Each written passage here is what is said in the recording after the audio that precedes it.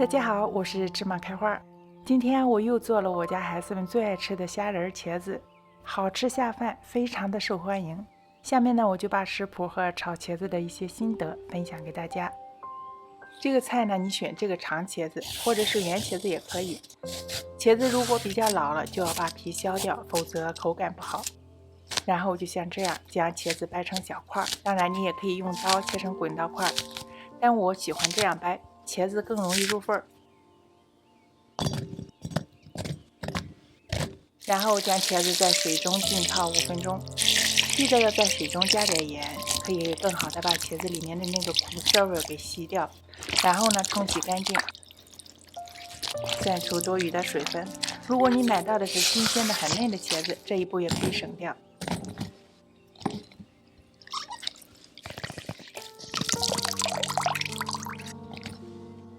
这是新鲜的虾仁，咱们清洗干净后捞出控水，用厨房纸擦干，然后咱们给它稍微的腌制一下，给点底味儿。我加的是胡椒粉和盐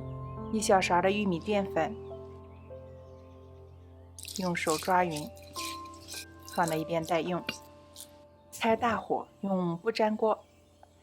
加入2大勺的食用油，不用等油很热就加入茄子，翻炒几下，然后呢就将火调小，我们要用最小的火来煎茄子。如果想要茄子好吃呢，这一步是很关键的，一定要用小火，慢慢的让水分蒸发，大约需要至少5分钟的时间才能把茄子煎软。煎茄子的时候呢，可以来准备其他的材料，2瓣蒜切成碎末，红葱头也切成碎末备用，葱花或者红葱头这2样你用1样就可以了。然后调个芡汁，我用到了蚝油、海鲜酱、酱油、少许的盐、荷糖，玉米淀粉不要多，就加半汤勺，然后加入1杯的高汤或者是清水，搅拌均匀待用。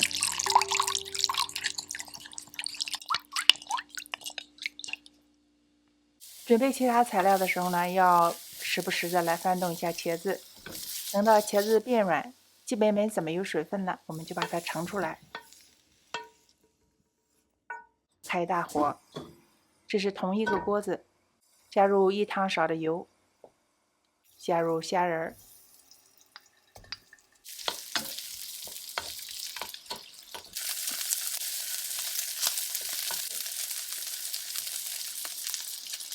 煎到虾仁变色，加入红葱头末，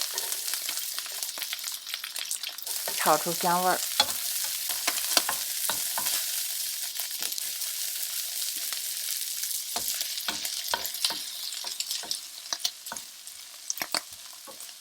加入1大勺的料酒，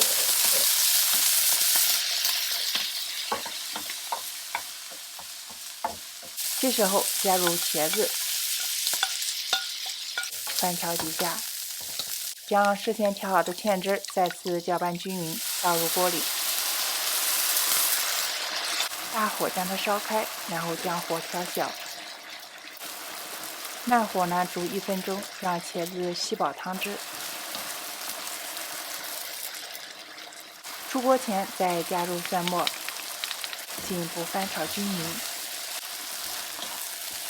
就可以出锅了。